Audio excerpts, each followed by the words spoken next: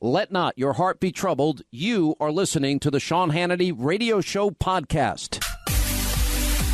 This is the Sean Hannity Show, and obviously I'm not Sean. Probably picked up right away. This is Louie Gohmert. I am the lowly legislator from the state of Texas, and I am honored to be here sitting in for my dear friend Sean Hannity. It is, some people have asked, why would you do radio? Hey, that's part of the job. Of course, ethics doesn't allow me to accept anything, and Sean says his company loves that. But that's the way it is. And I'm telling you, I'm hearing from so many people, and I know you're out there. You're fired up. This has been a decent year. We got some things accomplished that needed to be accomplished. And even though the tax bill that was passed, polls are showing it wasn't all that popular, it will be. And we have confidence. We spent more time working on the tax bill than we did talking about how great it was. That we'll leave that to the Democrats. But people will feel the difference. And it's going to make a difference for individuals. And it kind of gets me to hear Democrats saying, what's $1,000 or $2,000 to, middle class America? This is no big deal. Wow, the arrogance of that. It's a big deal to most of us. And when it stops being a big deal, it means either inflation has run away or the people that are talking about it are just too far detached from the American people. And I know that's not you, not in Sean Hannity's audience. But we've got a big stack of things we need to get done this year. Top on my plate is not DACA. I will continue to make clear that until the border is secure and the wall is built everywhere we need it, we don't need to be talking about any kind of legality, amnesty, whatever you want to call it. Let's don't talk about it. Let's get it done, get the wall built where we need it, get the border secured, and then we can talk about it. Because my friends on the border, I get texts, I get word. They're saying, we had a huge drop-off in people coming into the country, but as the talk of DACA has been coming back, that maybe it becomes a reality, people are surging back in, and it's overwhelming our Border Patrol folks again. And that's something that we have got to get done. We've got to address that, and thank God we elected a president who's made clear that was something he is going to make sure we take care of. So I'm excited. We have a show today. It's a special edition, and that's compliments of Linda. Linda says, it's a special edition of the Hannity Show where we'll feature several of the members of the House Freedom Caucus to discuss the serious and pressing issues facing the American people. The House Freedom Caucus supports open, accountable, limited government, the Constitution, and the rule of law, and policies that promote liberty, safety, and prosperity of all Americans. Unlike the people that have been at the top of the Justice Department, we're not as concerned about what party you're in as we are getting liberty for everybody. And if you want to take away people's liberty, as people in the last administration wanted to, then I'm sorry, that is not what we want to see done. And I know just saw on Fox News that the voting had been certified in Alabama.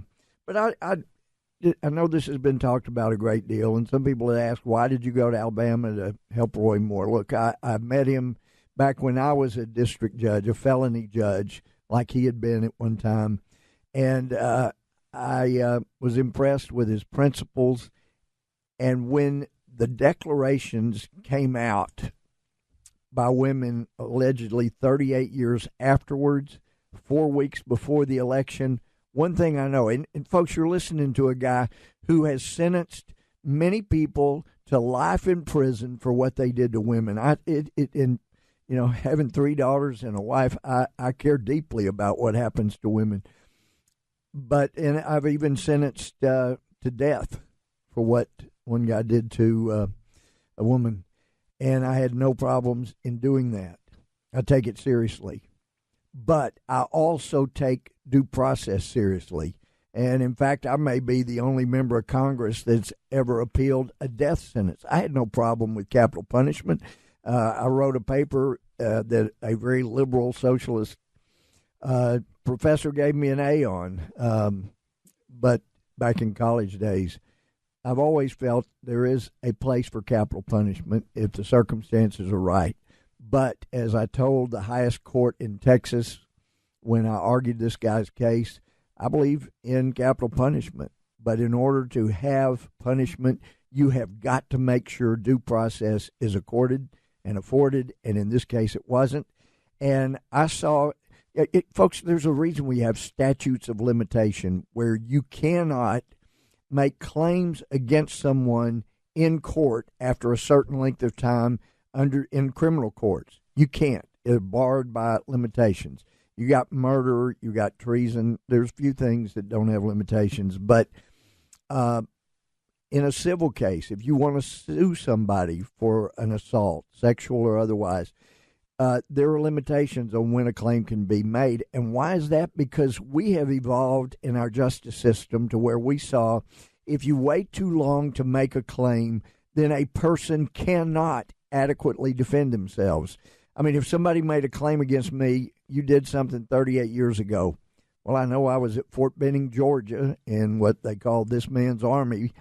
I don't know if I'd been sent TDY, temporary duty, to some other post. I've been sent to a lot of posts. I don't know where I was on a given day, and the Army doesn't know. I tried to get some of my records back years ago. They don't have the picture. They don't have anything. They've got my honorable discharge. They don't have my honors and stuff. But anyway, they got nothing. How could you prove where you were at a time that something is alleged specifically 38 years ago? So all you can do is start taking apart the stories that are given, and there's not time to do that in 4 weeks. So it was pretty clear what was happening was, a personality assassination.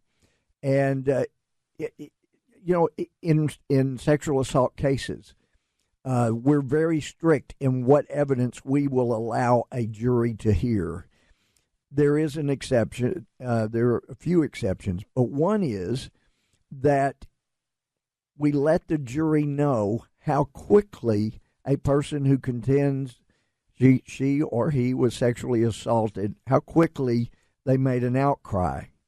And then I'd have to hear evidence. Was it a legitimate outcry, or is this just somebody in the family that's trying to help out with the story, but they really don't? And then you look to that and see what the credibility is. Those are big deals.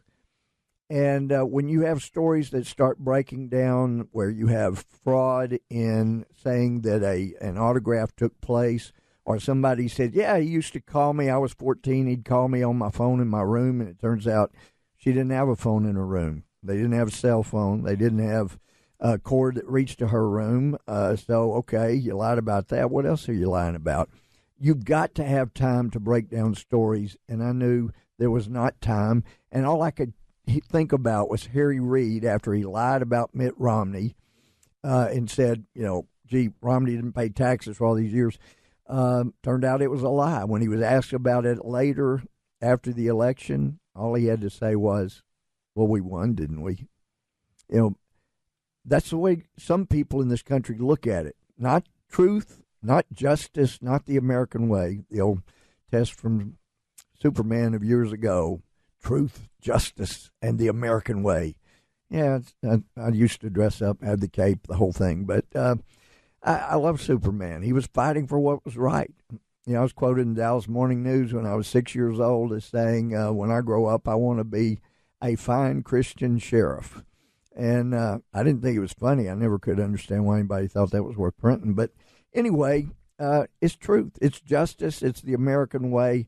But when you hit somebody up 38 years afterwards and they don't have time, we don't know how long the Washington Post sat on this story, but clearly this is a tactic of the left. Wait and ambush when they can't defend themselves, and I have a feeling there's somebody out there. I mean, wouldn't it bear at least getting into the question, gee, if McConnell would spend $30 million trying to take down Roy Moore, and the Democrats would spend 50, 60, 70, whatever they spent trying to take him down. Is it beyond the pale of at least asking and investigating? Did somebody make some money off this thing? You know, if they'll spend $60, $70 million, $100 million jointly to try to win a race, and it's very, very clear no one was going to beat Roy Moore on the Democratic side of the ticket until these allegations came. Would it be worth investing in the allegations? I don't know. But these are questions that need to be asked. And I understand that the judge is filing suit over the election. Well, I hope something that he files is a libel slander case.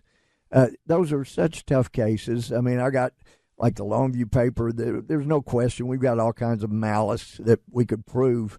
But it's amazing that you have newspapers having to have a tough time making it. But and then you have a paper like that panders to the 25% that vote against me in general elections. But I can't prove any damages. I've got the malice evidence. I've got everything. But if I win with 75% of the vote, despite what they're trying to manipulate the public to believe, then it's kind of hard to show any damages. So I don't have damages. Maybe someday there'll be some damages, but they're not. Roy Moore has real damages. His personality's been destroyed by these allegations. But what really bothered me, too, was how many people in office, Republican and Democrat, said, well, you know, he's a child molester. This would be a blot on the Senate. Whatnot. Wait, didn't you believe in due process at one time? Really? You would take a guy who's been, regardless of whether you agree or disagree with his position on the Ten Commandments, it was the position in this country for at least a century and a half that the Ten Commandments were an important building block of making a great country. You know, if he had lived 50, 60 years ago, there would be statues to him. What a great hero. But he's got damages, and I hope something's done about it. But we're going to come back. We got a great year ahead of us coming up. We don't mess it up. It's going to be great, and you're going to hear about it. We've got Dave Bratt, my friend from Virginia, Freedom Caucus member, as well as Randy Weber of Texas, going to be back with us. And we'll look for your calls, 800-941-7326, 800-941-SEAN.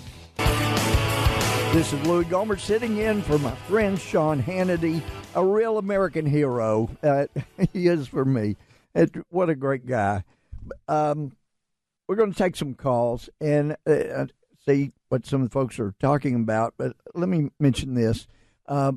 Before I was going on the bench, a judge that I'd tried cases in front of, he was always fair, Democrat, but he was always a very fair man. And he was dying of cancer, and he said, Louie, being a judge is a great job. It's a lonely job because a lot of your friends you can't hang around with anymore because it would look bad because they're going to be litigating in front of you. But this stuff that people say about not having any bias is ridiculous. Every human being has bias. But you've got to recognize what your biases are because this is the justice system. And for there to be justice, you have to recognize your biases and you have to avoid letting them affect what you do from the bench. And that same thing's true in DOJ. And then when I was asking some questions of Rosenstein, the deputy AG, about have you seen political bias in this person, that person, some on the left went nuts. Oh, he's demanding a political litmus test. No, it is important that we know whether or not people's political opinions is affecting what they did. And I worked very hard to make sure that as a judge, I was fair and I was just regardless. And that meant some people that were begging me as supporters not to send somebody to prison that should have gone. They didn't get their way. It didn't matter to me if they were supporters. It didn't matter if they were rich or poor. We were going to do what was right. And that's what's been lacking in this Justice Department. We knew the IRS was weaponized under Obama in 2011 and 12, but we didn't know, as Newt Gingrich has said, he told Sean, we didn't know how bad things were until Trump won. And if Hillary had won, we would never have known. But let's go to Amy in Colorado. How are you, Amy? Hi, Mr. Gohmert. Great it's just Louie. With you. It's great talking to you. Well, this says that you had an issue about the double standard in the system of justice between Trump and Hillary. What did you notice? Well, I just noticed that, Hillary is seemingly above the law. She obviously broke the law but got away with it. And there's no screaming for an investigation, whereas there's no evidence that Trump colluded with the Russians, and yet they're investigating every aspect of his life. And also, there's a double standard with the sexual allegations, too, with Roy Moore and Al Franken. No kidding. Al Franken probably could have gotten away without resigning. Yeah, he probably could. You're so right. I'm getting the buzz. We've got 10 seconds, 5 seconds. But, Amy, thanks so much to listening to Hannity program. We'll be right back with Dave Bratt and Randy Weber. You keep listening. We'll talk to you soon. This is the Sean Hannity Show. This is Louie Gohmert, member of Congress from the great state of Texas, sitting in for him. And we've got a couple of great guests on for this half hour. You hear from Mark Meadows and Jim Jordan, the current chairman and the past chairman of the House Freedom Caucus. You hear from them all the time. Well, we're going to hear from some folks you don't hear from all the time, but it really is an incredible group of Americans. They care about their country. Randy Weber is a member of Congress from Texas. His district suffered a great deal from the hurricanes. But take you back to the summer of 2015. We had tried very hard in January to get up to 29 Republicans who would vote for anybody besides John Boehner. We knew if everybody was voting and we had 29 Republicans vote for somebody else, Pelosi could not be Speaker. She couldn't get a majority, and it would throw it to a second ballot. And we knew that anybody that announced they were running, like me, would never be elected. But if we could get enough to get us up to 29, we'd get to a second ballot. There would be an emergency conference called, and they would yell at those of us, that 29 or so, that had voted beside someone besides Boehner. And at that conference, we'd say, fine, it's you can say whatever you want to, but we're going to keep voting for somebody else, like they did back in the 1920s for 9 ballots until they got what they wanted. And why don't we compromise on somebody else being Speaker? But so we were a little disillusioned. We got to 24, but most people thought we'd never get past 9, where we were stuck for 3 weeks until it was Jim Bridenstine and Thomas Massey's idea. Why don't you announce? And then that takes away the excuse. A lot of people go, I'd vote for anybody but Boehner if somebody would announce. You announce, that takes that away. So by July, though, we knew when we got 24 that the time was coming. He wasn't going to make a full 2 years, most of us believe, because we'd pick up enough to create a problem. And so in July, there were some of us sitting around speculating. Somebody said, I think he will probably resign in January. That's 25 full years in Congress. And others said, no, I don't think he'll make it to August. And I said, no, he'll make it through August because the Pope is coming the end of September, and he has been wanting to get the Pope here. He's Catholic. There is no way he would resign before the Pope comes. But I think when the Pope comes, you'll see him resign pretty shortly after that. That's what happened. Pope came, the next day he resigned. But Randy, when I said, I think Pope comes and he resigns, Randy Weber said, so, Louie, what you're telling us is you think we're going to have Pope and change. And I said, yes, Randy, we're going to have Pope and change. And we did. Dave Bratt, I cannot describe him as well as Laura Ingraham did in her book, Billionaire at the Barricades. Totally recommend it. Great book. But she said, referred to Bratt's brainy fearlessness. Tan with his sandy brown hair combed back and wire-rimmed glasses, Bratt had the look of an all-American prepster. His smile was real and reassuring. More than the average politician, Bratt understood the urgent need to disrupt the old GOP hierarchy. So, Hannity audience, welcome Dave Bratt, Congressman of Virginia, and Randy Weber of Texas, two congressional heroes of mine. Welcome to the Hannity Show. Yeah, Thanks, great to Louie. be on, Louie. Thanks so much. Well, hey, guys, Dave, you were a professor teaching economics. Let's go to the tax bill that just got passed. Can you name off some things that people are going to see a change for the better as a result? Yeah, I mean, the biggest thing, the most important thing in all of human history is economic growth. People forget all of human history, people basically were in poverty for all of human history until about 1776. And then the great American experiment took off, and so we got to keep that experiment alive. And so that's what we did in the tax bill. Wages have been flat for 30 to 40 years. So the average person back home gets that. Up in the swamp, we got cranes all over the place building high-rises for rich, the cronies. Right. But that's the number one most important thing is we're generating economic growth. We're already at 3%. And then on top of economic by the growth, way, let's point out, it wasn't Obama's 8 years the only time a president has been in office that they didn't hit 3% growth. Exactly, and that resulted, not only in President Trump, but Bernie was running on that, right? The economic populism part. Even the Democrats realize, hey, whatever we got, it's not working, and we want to change. And the cronies are taking care of themselves, but they're not taking care of the American people. So the most important part is the growth, and then we gave capital back to business, right? Immediate expensing. And that's the number one source of growth. And then out of growth, your kid is going to have multiple job offerings out there, right? It's very hard for your kid to even find a job right now. A lot of people left the workforce. And then on top of that, everybody's going to get some money back. Single mom's going to get over $1,000 back. A family of four making $70,000 is going to get $2,059 back. Doesn't it get you that the Democrats say that's no big deal? That's a big deal to people. That's a really big deal. Huge deal. Well, let me bring Randy in. Randy, from what you're hearing, and I know your district got hammered with the hurricane, but as I understand it, a lot of your constituents, my constituents, don't understand how good this is going to be because of the demagoguery of the other side. But how can you reassure your constituents that this is going to be good for them? Well, I thank you, Louie, for having us. And David, welcome. We're glad you're here with us. That's a great question, Louie, and I will tell you that David is exactly on track. Anytime you give the American people their money back, they know what to do with it.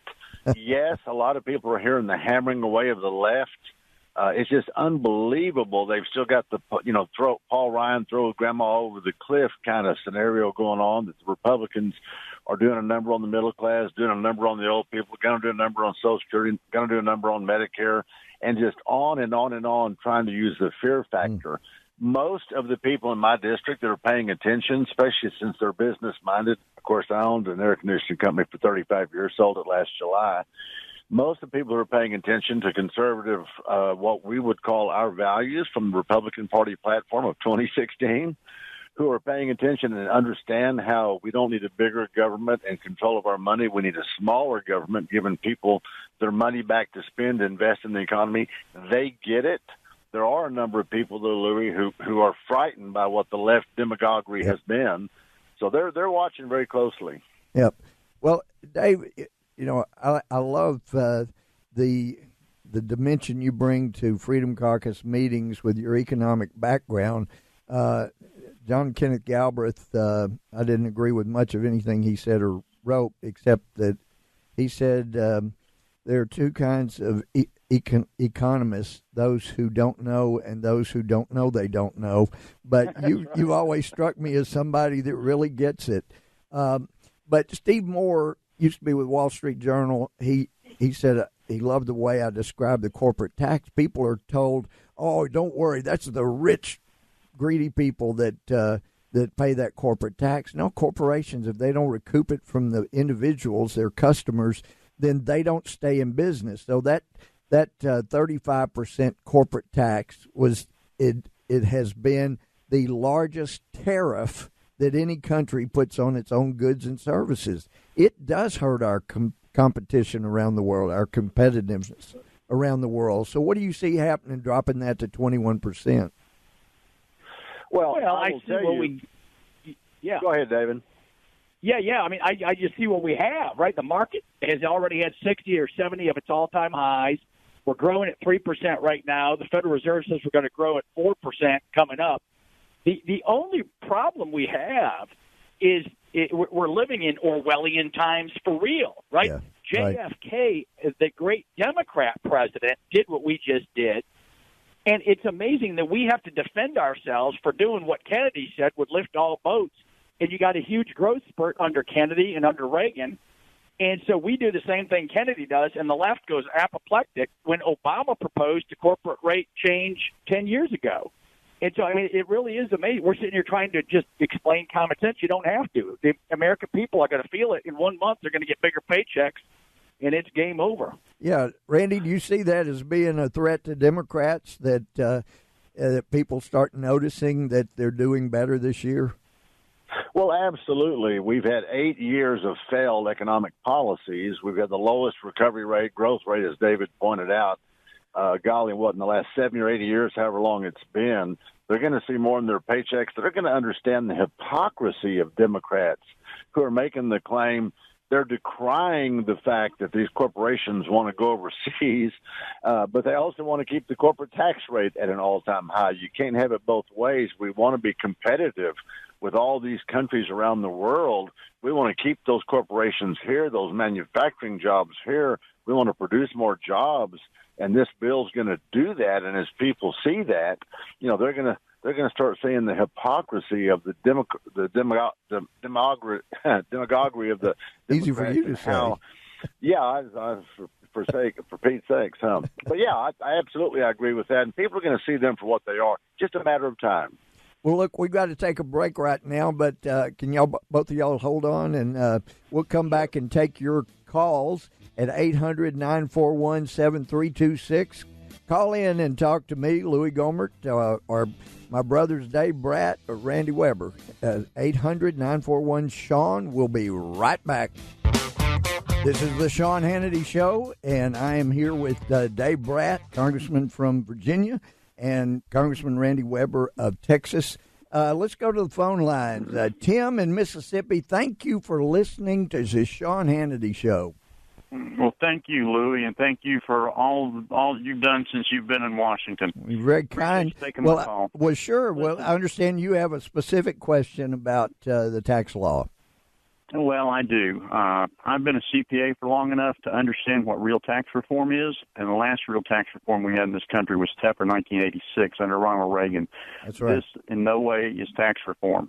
This is just peeling around the edges and trying to placate people. And I think we needed a tax cut. There's no question. This is a tax cut.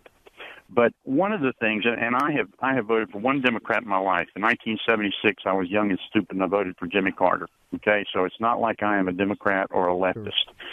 But the Republicans completely controlled this tax bill.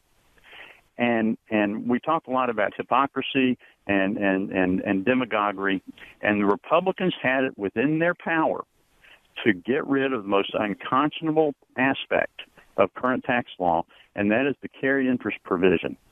$1.8 billion a year is the tax savings to very high-income people who have ordinary income reclassified as capital gains. That in itself is bad enough, because every dollar of that $1.8 billion that should be coming out of their pockets is coming out of people who go to work every morning at 8 o'clock and work until 6 or 7 o'clock every night. Well, and that's unconscionable. So the Republicans should have done something about that. My question is really this. Was the carried interest provision, was that required in order to get McClain and Lindsey Graham and Murkowski and the rest of the leftists that call themselves Republicans to stay on board? Or are the Republicans no different than the Democrats, and all they're interested in let's see, Dave Bratt, do you have an answer? Yeah, well, I think he should join us in Congress. He sounds right on the money. President Trump said he wanted to get rid of that, so that tells you the answer is political. And then your overarching point in terms of tax reform, we do have Congress. Basically, the definition of the swamp is spending, right? That's the one thing that has not changed ever and has changed this year as well. And so you can't do fundamental tax reform unless you are willing to take a crack at the spending problem we have up in D.C. And so, unfortunately, we did not get there. This year, we're promising to look at some of the entitlements, welfare reform, et cetera. But the other comments, I think you're spot on. Randy, you have a comment? Well, absolutely. Tim is right. The problem's over in the Senate. You're going to hear the Democrats decry the fact that the tax provisions for individuals weren't made permanent, which they will be extended, just like the Bush tax cuts. But what you're seeing is a Senate where it takes 60 votes to get things done. The Democrats would not work with this at all. So they had to trifle around the edges. They had to get people over in the Senate to agree to things, to vote for things that otherwise in the House, especially the Freedom Caucus, the House Freedom Caucus, we would not agree to. But we understand that the Senate is the problem. They don't. There's a number of them, Louis, that don't support President Trump. And so that they need to be supporting Trump. They need to be on President Trump's agenda. They need to be doing what the American public elected them to do. Yeah, Tim, you're very perceptive. And I'm grateful to Dave and Randy for being on with us. We got a hard break coming up. And Tim, man, thank you for paying such close attention. Apparently you were exactly right. It's a shame what we had to do to cater to the Senate to get a bill actually passed. But it's a start. Some of us are not going to let it end here. But you come on back. We've got a great show ahead. You're going to love it. This is the Sean Hannity Show. Call in 800-941-7326. I'm Louie Gohmert. This is the Sean Hannity Show. I'm Louie Gohmert. Obviously not Sean. Don't have that beautiful notes emanating from my mouth like he does. But anyway, I'm proud to be here and glad you're listening as well. You're going to learn something because we got some great guests. All the guests that we're having are from the Freedom Caucus. Mark Meadows, Jim Jordan are fantastic. They just do an awesome job. And I'm thrilled to have them as not just friends, but very close friends. But you're going to hear from some folks during the course of the show that you don't hear from as much. Now, Andy Biggs of Arizona has been on the news. I caught Andy this morning on Fox again because he's saying all the right things, and so it's a good thing to get him out. And Matt Getz from Florida has been saying a lot of the right things, so you've seen some of Matt lately. But I'm thrilled to have them on.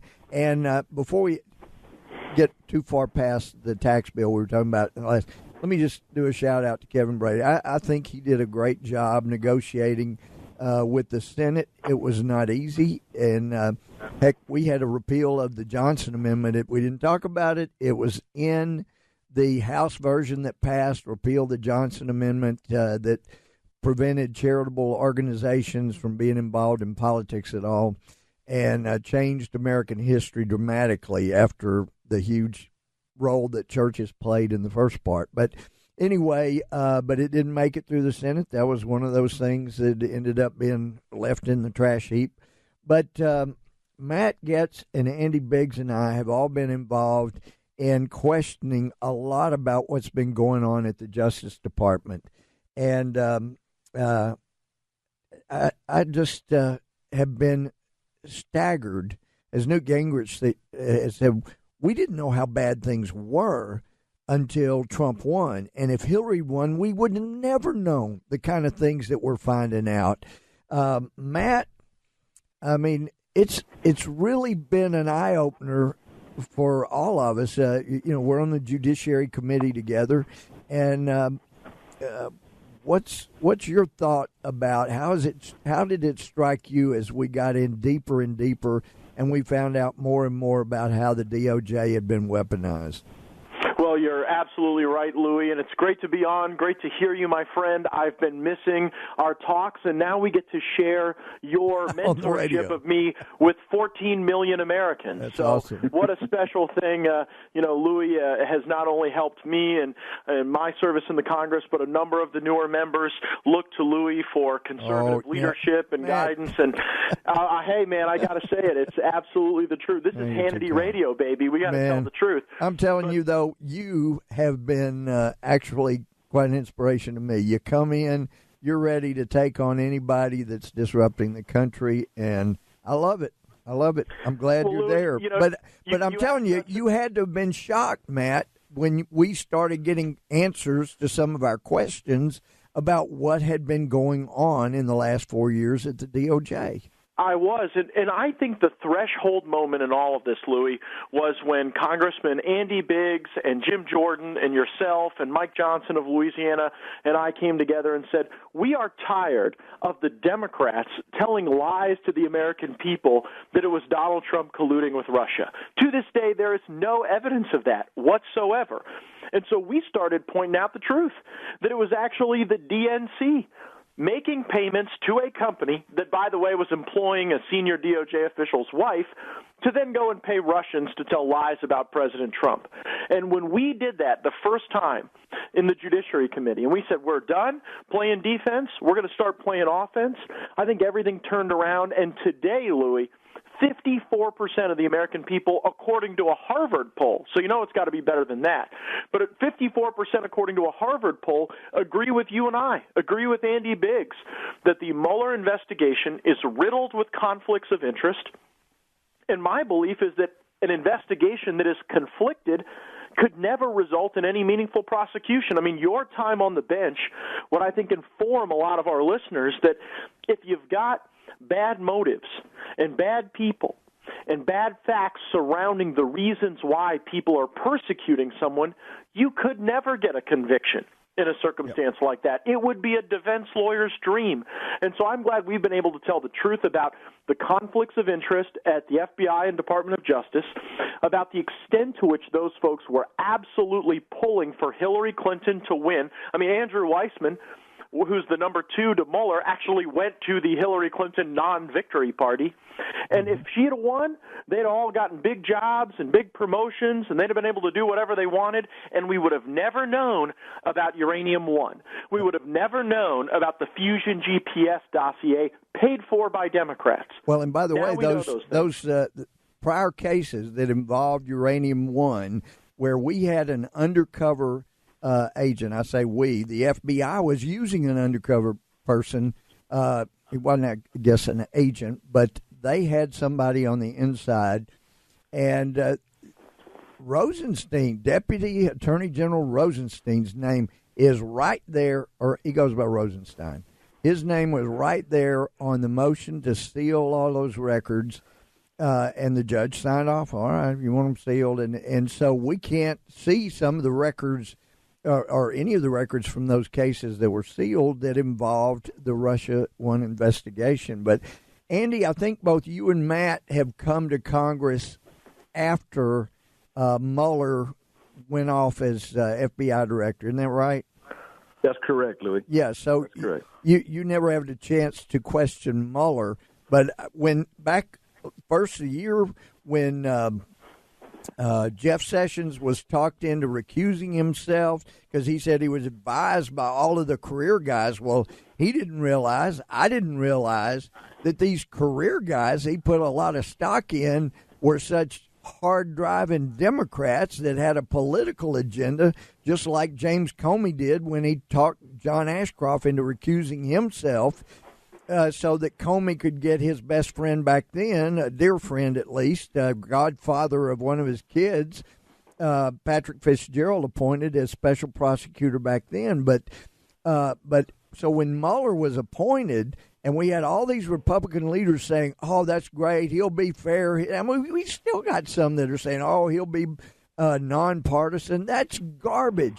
This guy has been a problem. He destroyed the FBI. He ran off thousands of years of experience because he wanted nothing but young yes men.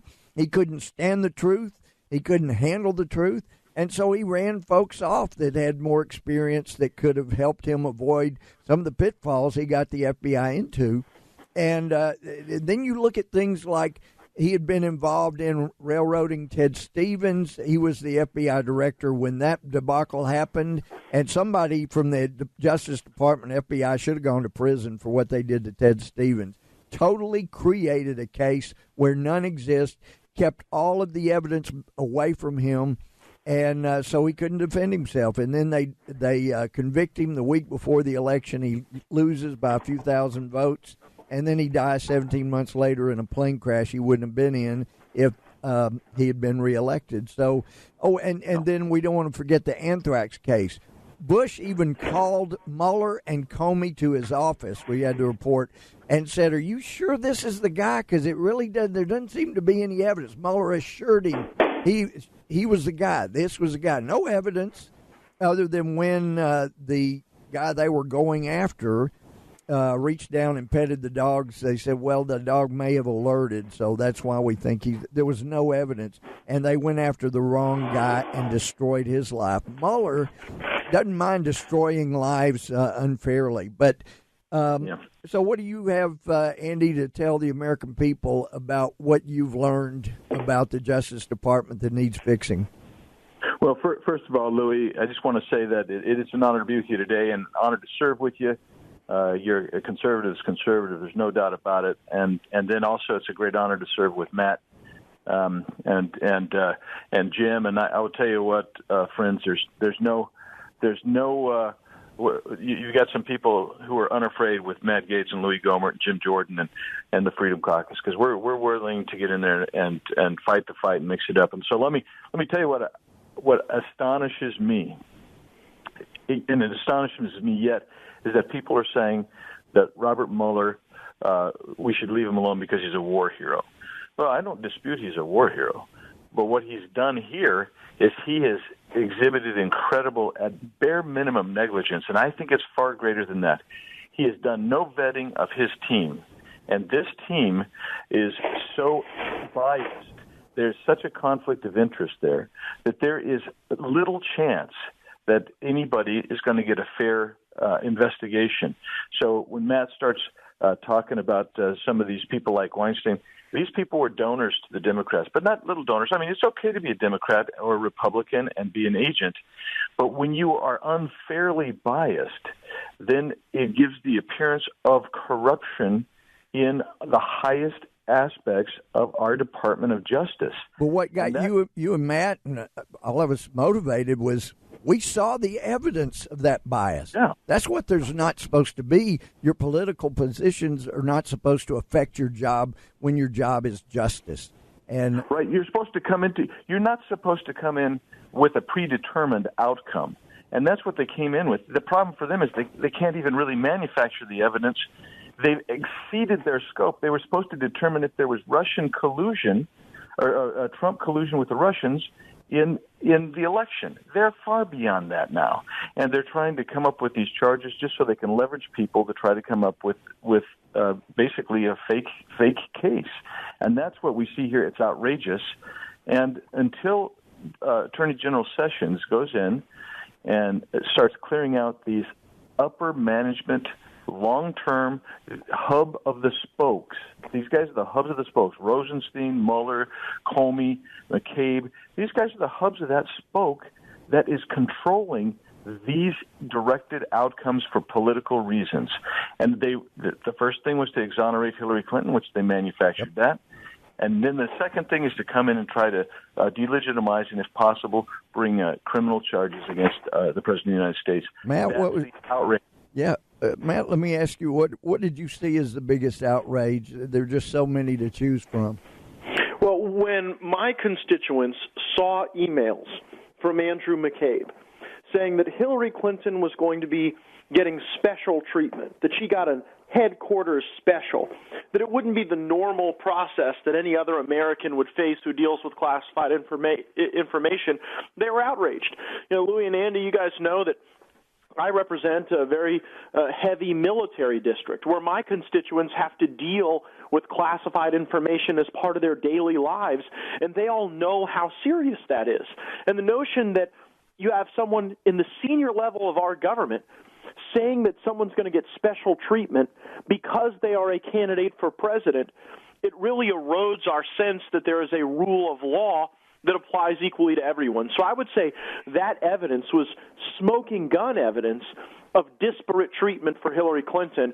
And then when you saw the very people like Peter Strzok migrate from the Clinton investigation over to the Mueller probe, I think you start to see a very clear picture of the coordination going on to support Hillary Clinton and to undermine the duly elected president of the United States. Now getting thrown out of office is what they're trying. We got a hard break. I hope y'all both can hang on, and we'll be back. And, Wade, we're going to take your question when you come back. God bless you. You've been hanging on from Vermont. We'll be with you when we come back. This is the Sean Hannity Show.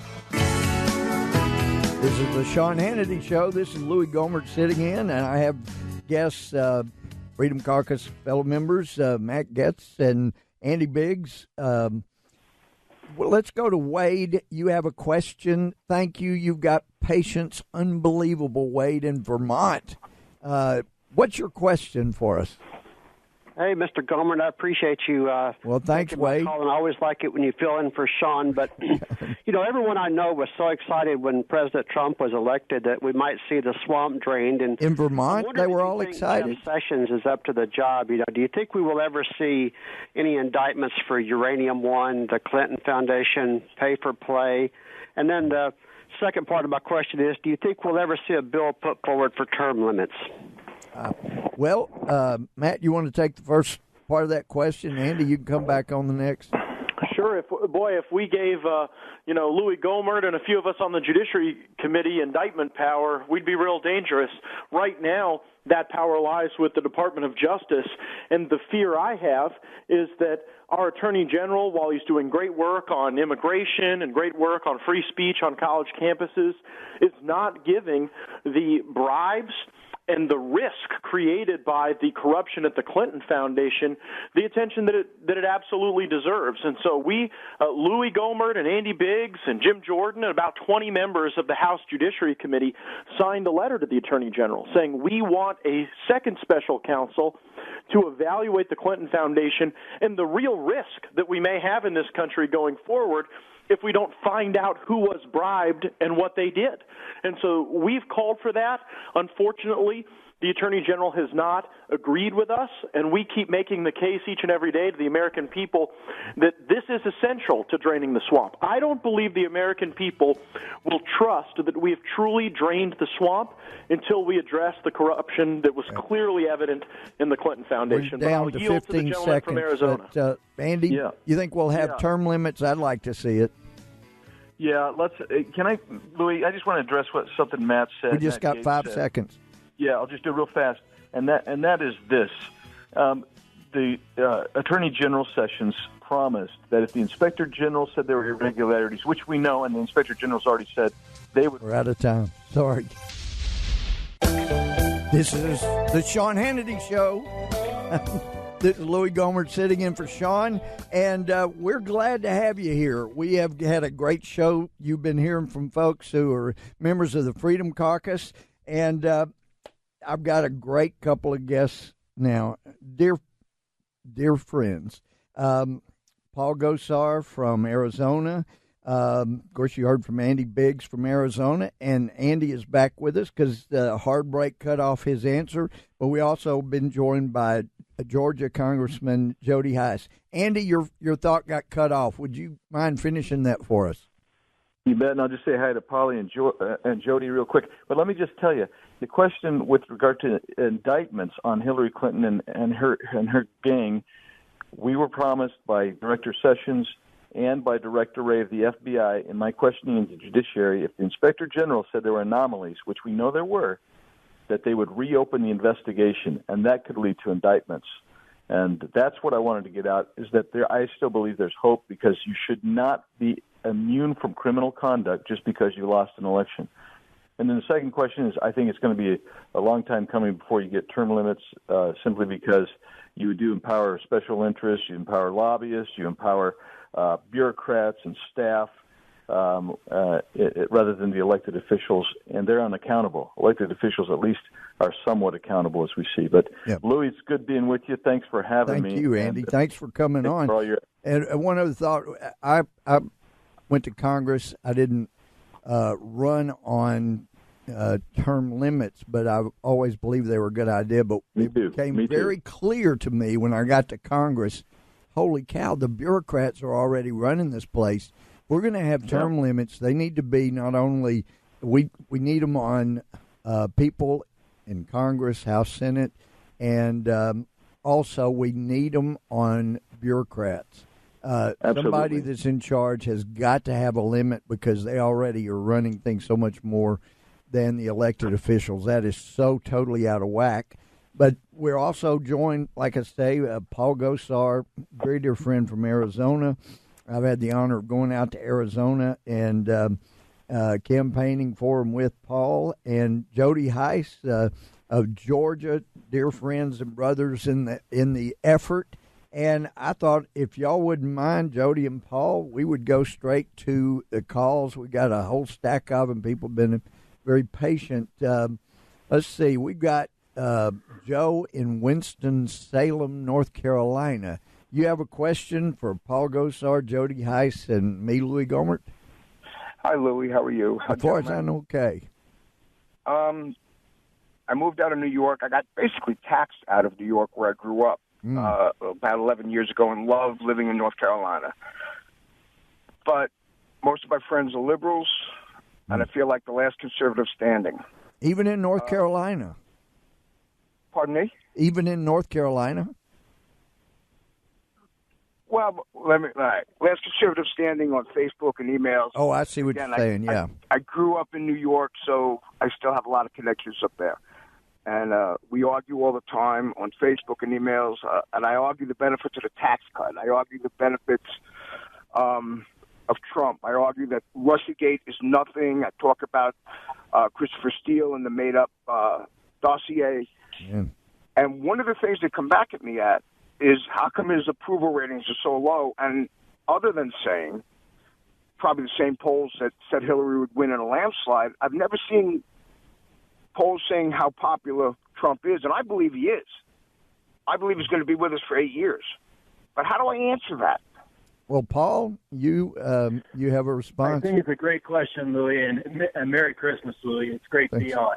You know, Donald Trump has set records for raising money for the Republican base.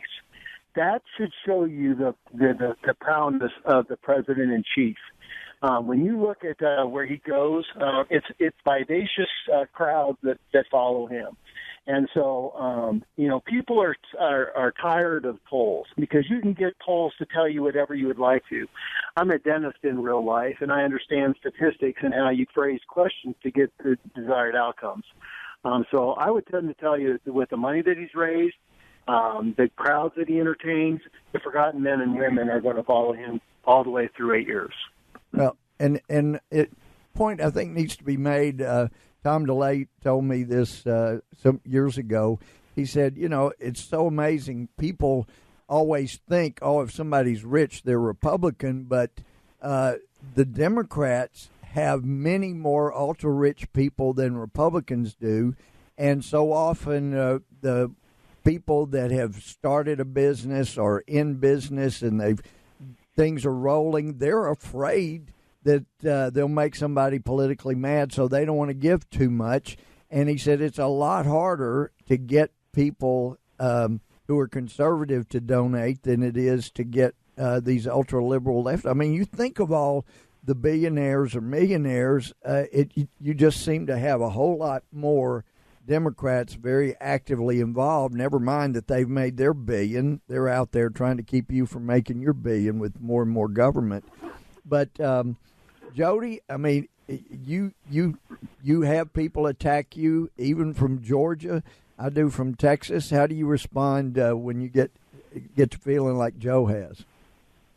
Yeah, we all get attacked. That's the environment in which we're living in. But, the truth never tells a lie. And you look at what's happening right now, in spite of a constant barrage of negative from the media and from the left, this president and those who are supporting him continue to move forward the agenda that this president stands for. The tax bill is a huge example. And quite frankly, thousands of people said it could never happen. It hadn't happened in over 30 years, but it finally got over the gold line.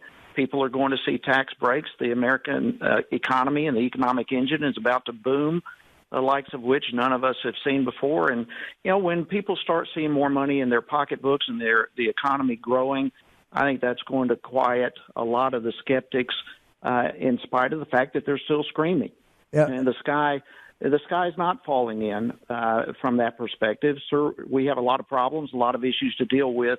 But I think in the long run, what this president ran on and what he is accomplishing is going to speak for itself, and the people will come along to support it. Well, this, for those just tuning in, Louie Gohmert here with members of Congress Paul Gosar and Jody Heiss. Have Joe from North Carolina. I tell you, Joe, I think the Democrats have done themselves a lot of damage by being as overt about how bad the tax bill is. I mean, Schumer was down on the Senate floor when we were meeting to talk about what we should have in the tax bill, and he was already condemning that we were taking from the poor and giving to the rich when it was just a bunch of baloney.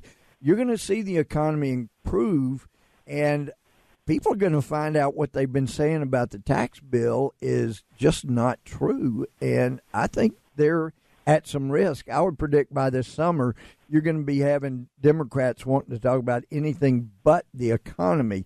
Well, but Paul, I know you're the one that first drew attention to an issue that has also been hurting us in the area of health care insurance, not health care, but health care insurance, which has affected health care, but that back when in 1947, when they were 45, was it 45, when they were given an exemption out from under antitrust laws. So it's okay. You can monopolize. If you're a health insurance company, you can go ahead and monopolize. It's okay.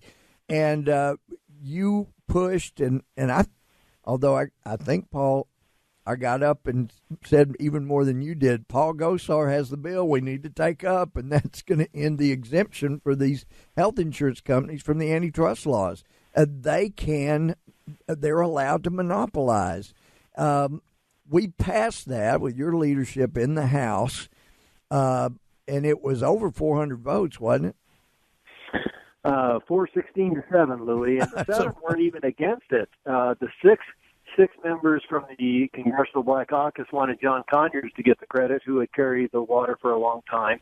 And the seventh was one of my colleagues right here from Arizona, Ruben Gallego, who just saw my name and voted against me.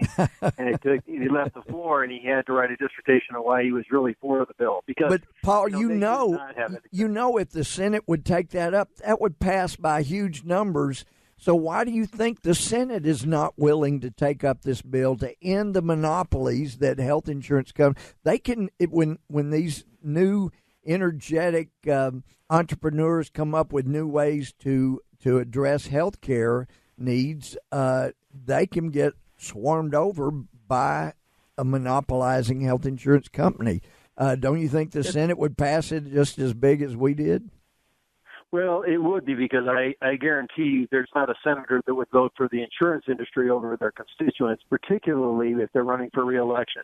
That would be a vote that would haunt them forever. And by the way, Louie, I actually had a promise that we would get a vote on the Senate floor. And so we need to honor our promises. Trust is a series of promises kept. And, we're running a little thin with leadership in regards to the Senate. So we want to see Mitch McConnell, because the unbelievable opportunities that exist, because when you have insurance companies owning the doctors, the service area, and hospitals in the area, that's truly called a monopoly.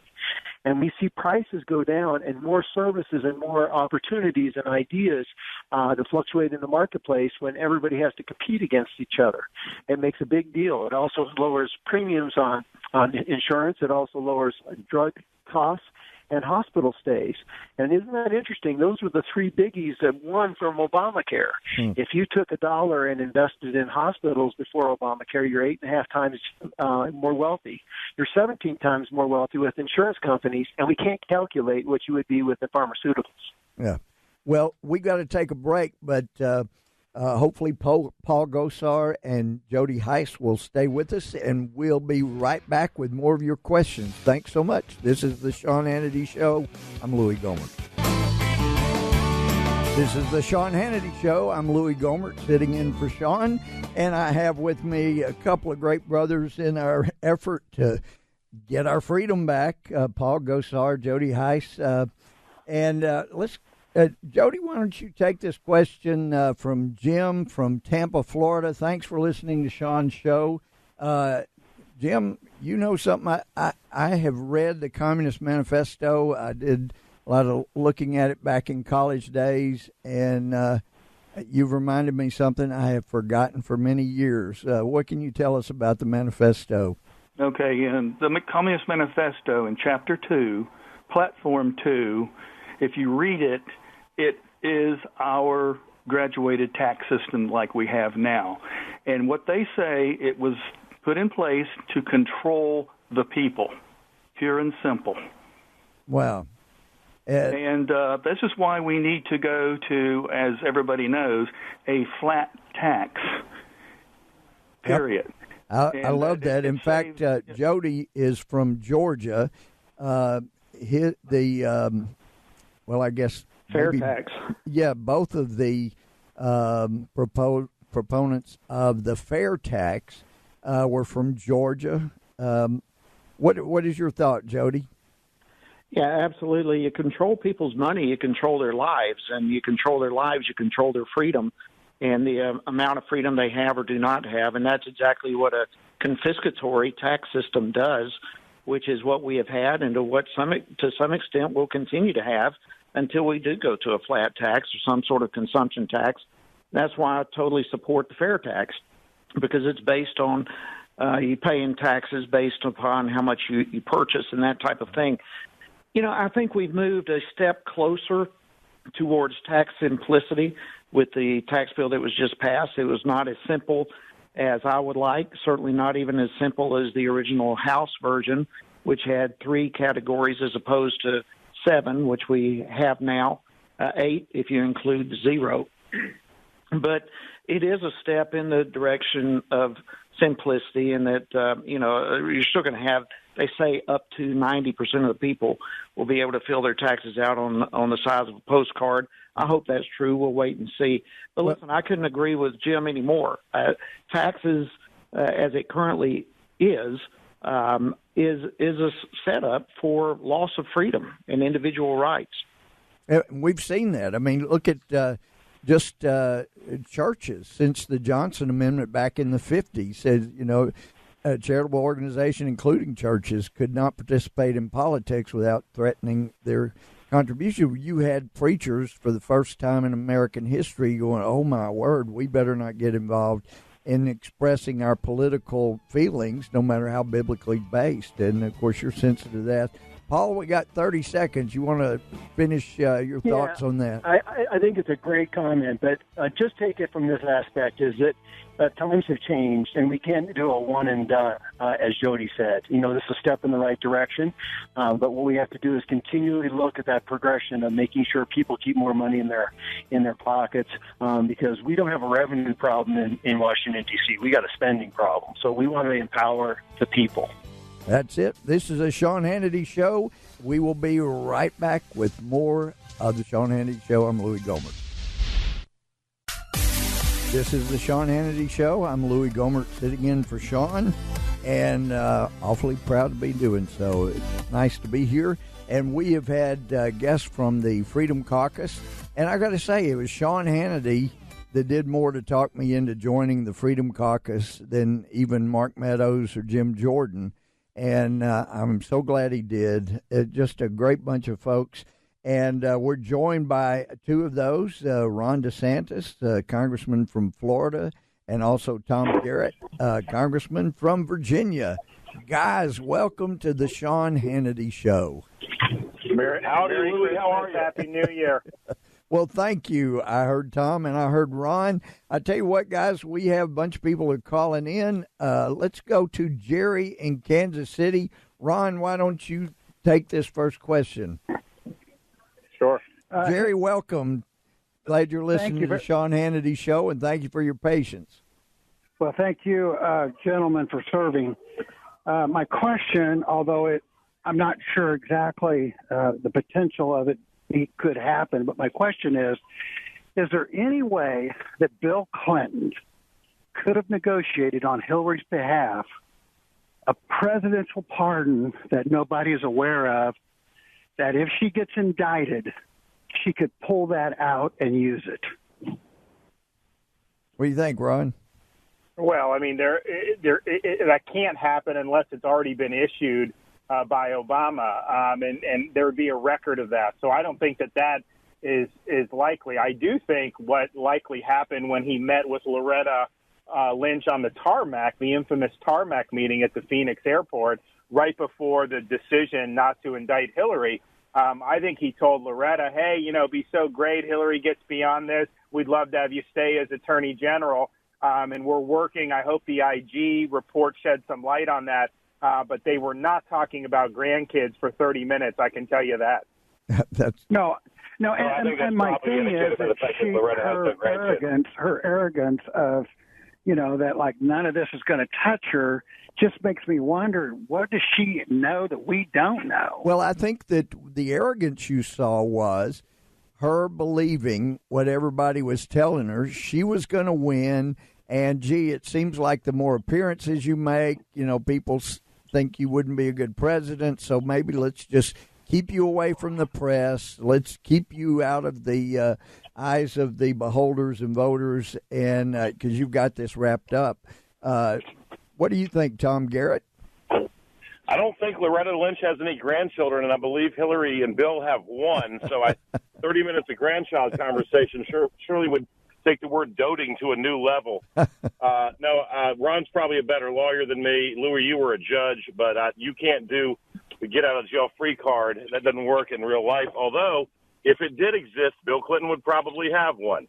Well, but it's like Ron was saying, he would have had to have done that before he left office. Once he leaves office as president, it's too late for him to pardon. And the thing is, Louie, they knew the whole time, as long as Obama was president, they knew she wasn't going to get indicted. I mean, that just wasn't going to happen. And I think when Trump won, part of the reason they were so shocked is because I think they looked at this and they said, you know what, a lot of the stuff that's happened, there's now a chance that that's all going to be exposed. And so we didn't do enough in the Congress for 6 or 7 months, but we have been digging now, and the Inspector General is digging. So I think the first 2 or 3 months of the year, I think there's going to be even more revelations about how they handled the Hillary case, going all the way into how they've handled this Russia collusion with people like Peter Strzok saying that they can't let Trump win and they need an insurance policy. And it's going to cause a need to really have some changes in leadership in those agencies, I think. Well, I didn't realize how bad things had gotten until we started finding out more and more about even text between Paramore and the actual leader in the Department of Justice. It's just really unfathomable that people were taking their politics and causing that to mean not justice but just us. Yeah, go ahead. Louis, I served in the military under President Clinton, and I saw the purge begin then, where they stopped having a meritocracy and started replacing political ideologues in positions of power.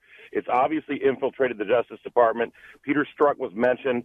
I don't want to call her a paramour. These are the people who were cheating on their spouses with one another. If you can't be loyal to your spouse, then you can't be loyal to your country or your oath. And so, Tom, you remember what they did with the guy who was involved in infidelity. They made him in charge of their human resources, like he's an expert on human resources because of his infidelity experience, apparently. I mean, it's just incredible. Henhouse, but, Louis, let me say this. The second most infamous text between those two clowns was one, I think, I represent Southside Virginia, and one text said, I'm in a Southside Virginia Walmart. I can smell the Trump voters. It's disgusting. Well, let me tell you something. Were you in that Walmart? In the same, I might have been in the same Walmart. I think I could smell him. Anyway, go ahead. It's mind-numbing how there's no deep state. It's just a high-level bureaucratic state where we've had appointment after appointment after appointment, not based on merit, but based on political loyalty. And this is how it manifests itself. This is the guy who said we should call Clinton investigation a matter because gross negligence has legal meaning. Yeah, I don't think Hillary was worried about it because she figures, no way she could lose, and all of this stuff they were doing would never come to light because, it's just unthinkable in their minds that Donald Trump could be president. But thank God for the American voters. People like Strzok are dangerous because there's a bureaucratic arrogance that you see with some of the permanent bureaucracy in Washington. And, it's supposed to be we're a government of, by, and for the people in the government work for the American people. They think that the American people work for them. I mean, they think that they are kind of above it all. And I think his arrogance when he was criticizing Tom's constituents in Virginia, the Walmart shoppers and Trump supporters, I think was perfectly indicative of that. I think that they have contempt for vast swaths of the American people.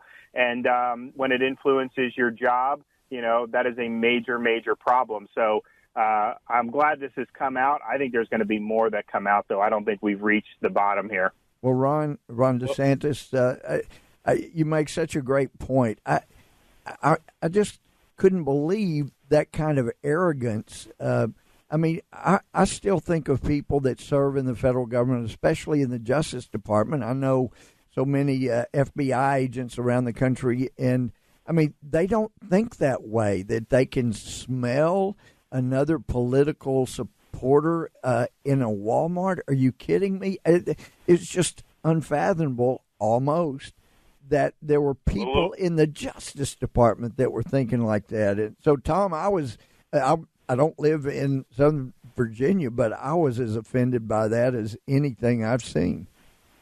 Well, I would throw this out for perspective, though. I would wager that George III thought that the American colonists were deplorable too, and I don't need a refresher to know who won that one. Yeah, we need to assert our rights. We need to serve the people and not think the people serve us. That's the genesis of this. That's why Washington's resigning his commission is one of the 8 portrait speeches in the rotunda of the Capitol, because no person's bigger than the people they serve. Tom, that's such a great point. And that's what this Freedom Caucus is all about.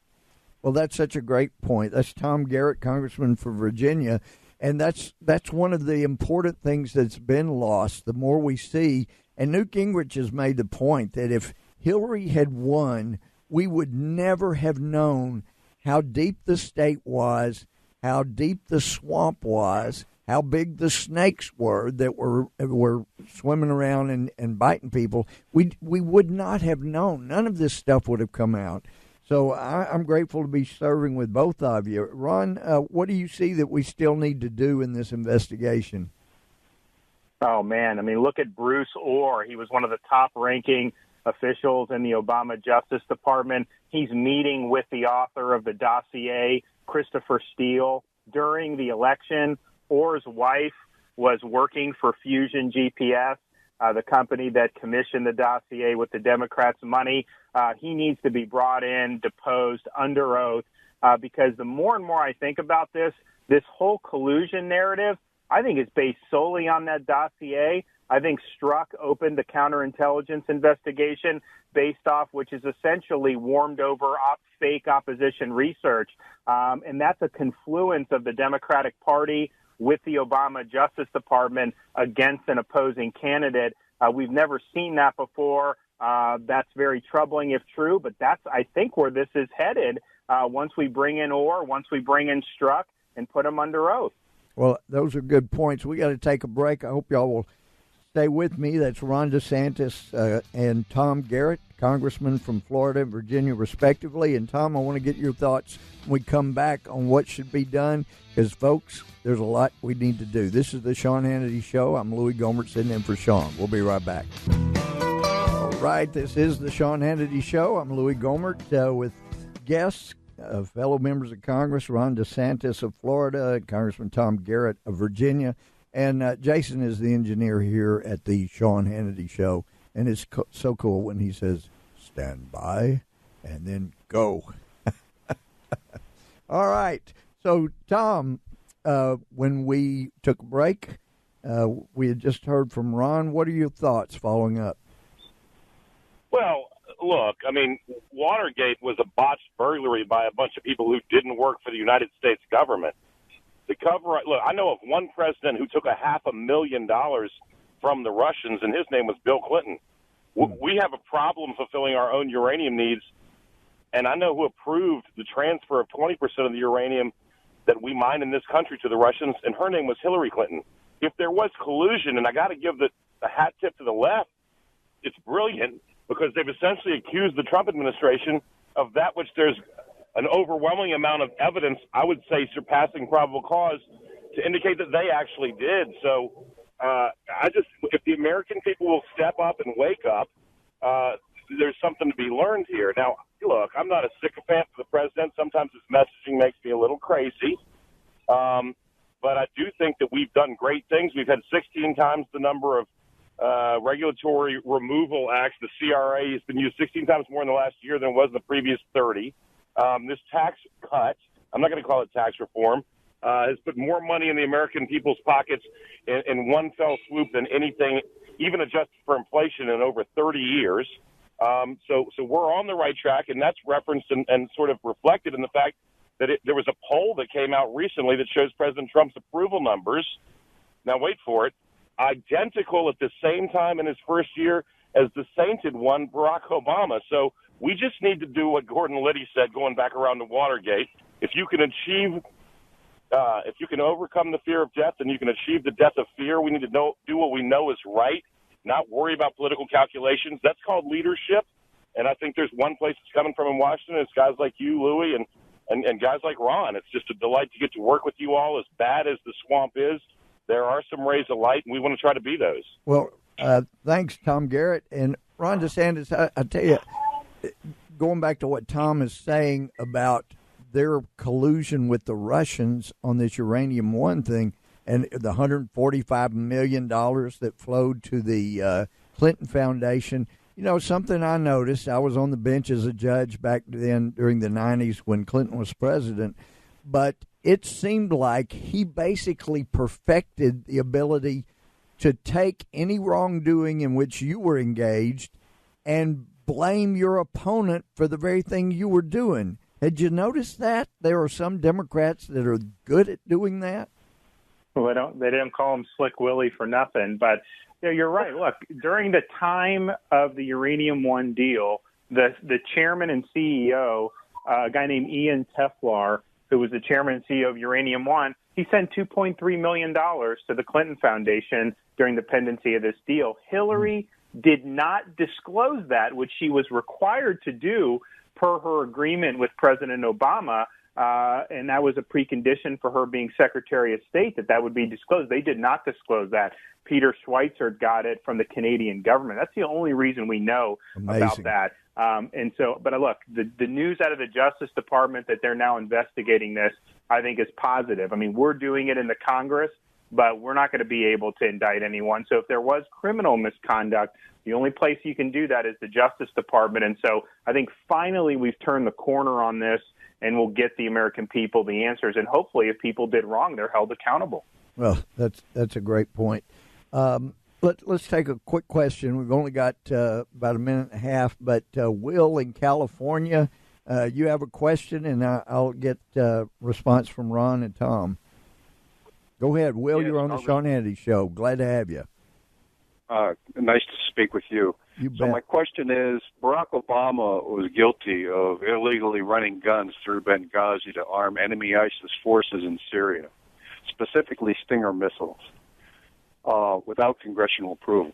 Or was that done with congressional approval? Well, and if it was the former, is that not treason?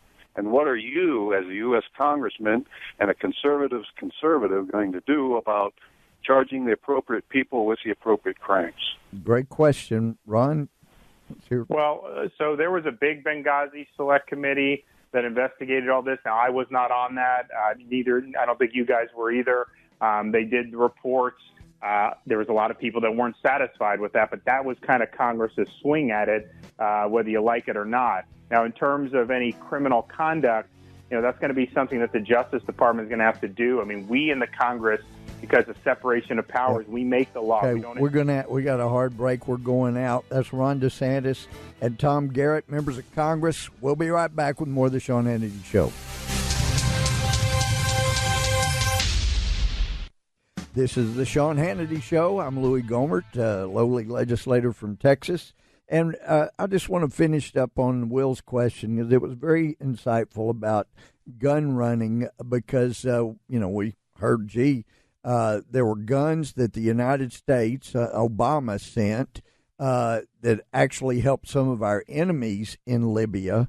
But there was an effort, we heard, to gather up some of those weapons we sent to Libya and ship them to Syria.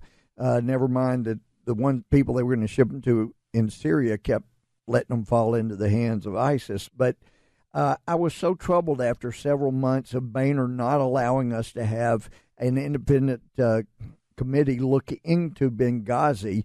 And so at conference, I got up and I said, look, I have been urging you to appoint a special committee to look into Benghazi. And then I realized, well, maybe you knew about this gun running operation. And if you did, you don't want an investigation that would reveal that you knew, because then it might hurt our party the way Pelosi hurt her party when she swore she didn't know anything about waterboarding. And it turned out she did, and she approved it. So I'm asking you, did you know there was weapons being provided to Libya that were being collected to be shipped to Syria before Benghazi happened?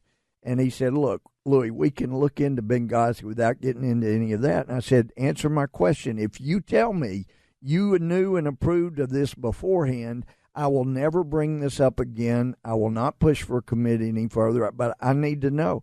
And he said, and I'm telling you, we can look into Benghazi without getting into that other stuff. And I said, you still haven't answered my question. He said, I think I have. And I actually think that he did answer my question, that is. So if that helps you, that and then after that, he eventually appointed a committee, but they really didn't get into it as deeply as they might should have. Maybe that would have exposed who did approve the gun running operation that resulted in Benghazi, and heroes like Tyrone Woods giving his life for others. If the CIA had been more self-aware, it wouldn't have had to happen either. But I am joined now by a couple of other dear friends from the House Freedom Caucus. David Schweikert, great congressman from Arizona. He worked very hard on getting to the bottom of what was good and what was not good in the tax bill. And my friend Ted Yoho, who was a co-conspirator in helping to get to 29 votes. We nearly got there. Heck, if all the people that had promised to vote against Boehner had done that, he would not have been Speaker as of January of 2015. But, guys, welcome to the Sean Hannity Show. Glad to have you guys on. David, we've had some talking about the tax plan, and one caller was saying, gee, even in North Carolina, where he came from before that, New York, people were just all down on the tax proposal. What's your thought about what's going to happen this year as a result of that? Louie, and hi, Ted. Hey, Dave. Do you remember the 1986, we'll call it the Reagan tax revolution, when they rewrote much of the tax code back 31 years ago? You know, when that passed, it had only an 18% approval rate. Oh, I didn't realize that. Only 8. So this is not uncommon when you do a big, complicated piece of legislation and you have the other side spend day and night saying crazy things about it. You also now are seeing a lot of the Democrats and a lot of the hard left, which just made up stories, now slowly retracting those, slowly stripping them off their website, because the American people are catching them saying, why would you make this up? And it's very simple. If you're a leftist, if you're a Democrat activist, you are terrified of Republicans and this president having a victory that's actually good for our entire society, that would actually bring growth. David, Louie, you and I even talked about this last week. The Democrats are fixated on income inequality. Income inequality gets worse when your economy is stagnant, like it was over the last decade. Oh, that's such a great point, David. And you're so good on the economic issues. I was staggered when President Obama admitted, you can find the video where this has never happened in history, but he admitted that under his policies, while he was president, for the first time in American history, he admitted, because it was true, 95% of the nation's income went to the top 1% income earners. Didn't happen under any Republicans' policies. We were trying to have policies that allowed people to, earn their way, and middle class go up a level, and people who are poor make it to the middle class. That was staggering to hear him admit that, but you're exactly right.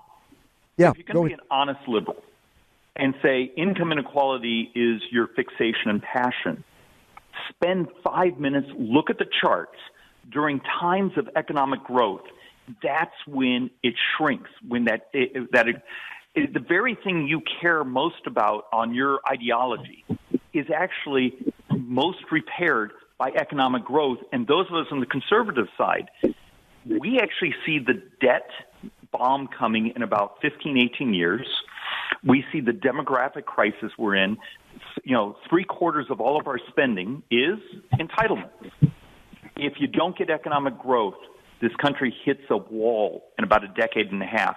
But with economic growth, really great things happen. Great point. Well, Ted Yoho, you're in Florida. Hey, Louie. And listen, I see that now New York says they're filing suit to try to take down this tax bill because it treats them unfairly. I'm sure that's in reference to the limit on deduction of state and local income tax. You're in Florida. I know there are a lot of people that were fleeing California's overburdening tax system, sure. and the number one recipient of companies leaving California was Florida. Number two was Texas.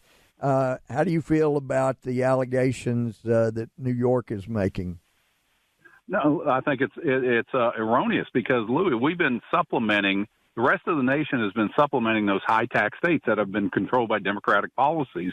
The rest of the nation has been supplementing these so that they can get by with these write-offs, and so now they're paying their fair share. So I think that's well.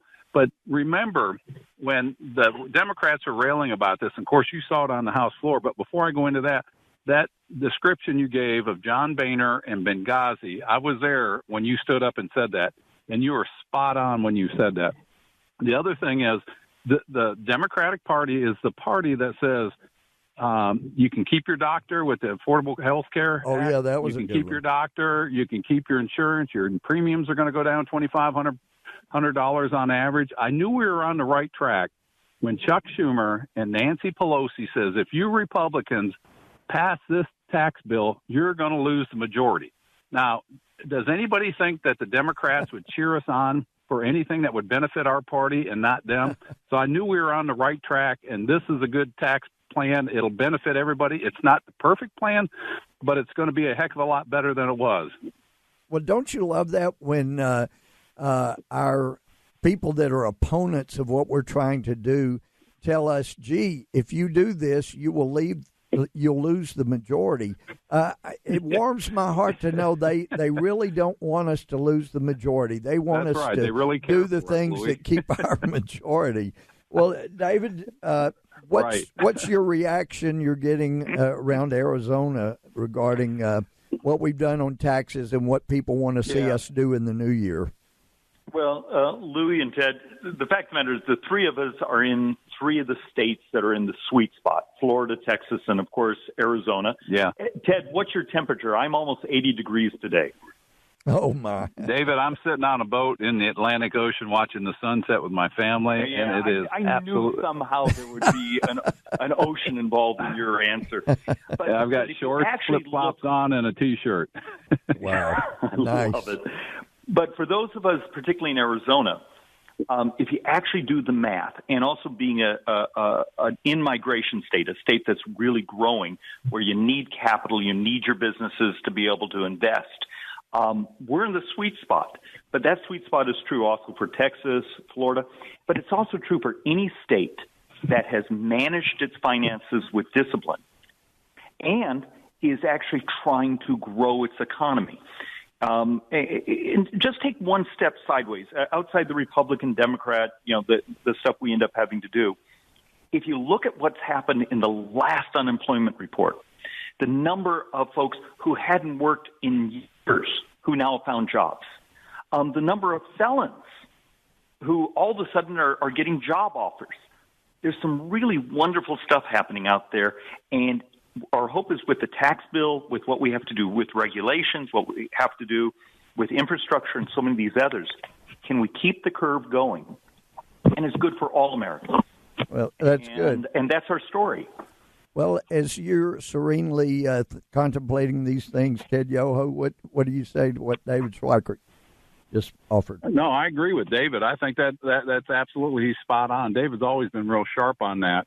And, this is a victory, not just for the Republican Party, but this is a victory for the American people. And people asked me it was going to cut jobs. Absolutely not. This is going to grow the economy. It's going to grow jobs, entice the entrepreneur and the business owner, which will make more demand for the workforce. If there's more demand, that means there's more competition for the workers. Therefore, prices will raise. And we've seen that with the companies that have already come out. Boeing, I think, said they were going to give, 200,000 people a $1,000 bonus or raise. There was another company that said the same thing, and two other companies came out right after that, raised the minimum wage to $15 per hour, which is what the Democrats have been crying that the federal government does. But if they leave it in the hands and give money back to the corporations and the job creators, they're going to raise the minimum wage just because of competition, and that's the way it should be in a constitutional. Well, and it's interesting, Ted, market economies. You bring that up. I was hearing on some news this week that there's a report out that I think maybe Rush Limbaugh talked about it. The report from Washington, D.C. that not Washington, D.C., Washington State, where they had raised the minimum wage to $15 an hour, and that it has done dramatic damage to the people there, to the businesses. But the people most hurt by that were the workers. They were having less hours. They fired a lot of people, laid a lot of people off. It did a lot of damage. Louis, there's some data out there that when you move to sort of an extreme policy, it's actually those low-skilled workers that get crushed. And their ability to slowly work up in a company and take on more responsibility and just have a job and eventually move to the next level of employment is taken away from them because those very business concerns shrink. Yep. Well, I knew you would know the answer, Dave. Yep. Go ahead, Ted. Go ahead. Can you hear me? Yeah, go ahead. Yeah. Ted is watching his fishing line right now. No, I got my brother Tim and my wife. Timmy's a fan of yours, Louis. He said to say hi. But thank you. The $15 an hour, like you said, if you do that through the government, businesses back up and they go away because one of the largest expenses to a business owner, and we found out this when we owned our own business, is the cost of labor. And, you let guys, we got to take a hard break here. We'll be right back if you'll hang with us. We'll be right back to the Sean Hannity Show. This is the Sean Hannity Show. This is Louie Gohmert sitting in for Sean. We have with us Dave Schweikert of Arizona and Ted Yoho of Florida, members of Congress. And we've only got a couple of minutes left, not quite that. And I'm sorry to those callers that we hadn't been able to get to, but so thrilled with the people that have been here. Dave, any parting thoughts for our listeners?